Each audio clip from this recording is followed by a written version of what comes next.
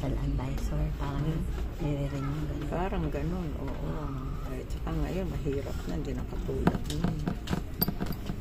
Eh, ikaw ang ano, sabi ko, teka nga, ito ang i-develop ko, si Irene. Kasi eventually, mag-recruit ka para maging manager. Wala na halos requirement eh.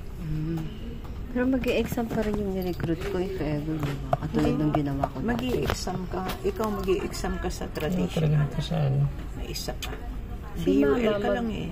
Opo nga eh. Si Mama po, magre-retired na siya 65. Next year, 65. Teacher yung nanay mo, di ba? Hindi, sa government siya. Stenographer. Pwede ba siya? Next year na yun, June, retired na. Saan Sa ba siya? Manila City Hall, sa MTC. Saan yung cellphone mo, diba? Ha?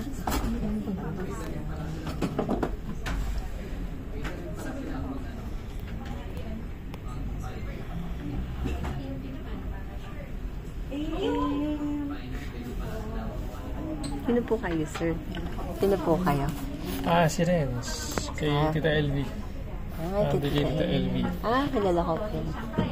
Ayun, nasa loob. Opo. May darating pa dito? OTP. OTP daw. Sa message. 712. Ayan o. Yung AIA.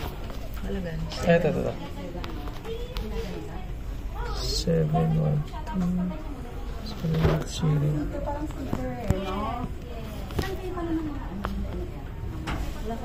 Ayan na, Ayan, Table BOP ngayon. Tanong. Kailangan pa sa kasagot mo dito. May sasagutan ko daw yun. Hindi. Si Tita sasagot. Ayan, kailangan sagutan mo to. Ako ang sasagot. So, kumbaga parang interview mo siya, tapos ito, BOP. Meron bang ano yan? Meron bang form yan dyan? Wala, nilinis na. Very good.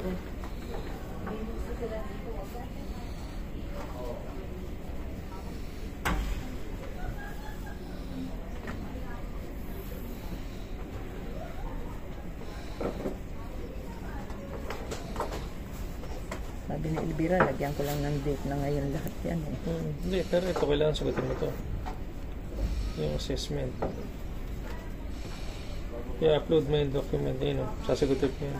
Lagay mo na nga, sasagutin ko na. Baka hindi kami magpangita nito. Wala yung bahay nito. Sa files, kailangan i-upload mo yan. Ay, hello! Yan, sagutin mo yan. Gano'ng katagal yan? Ikaw, Parang interview sa kanya. interviewin mo Sagutin ako. mo sa kanya. Diyan ka lang, Arens. Sige, balikan mo na ako doon. Nandun lang ako. Yan.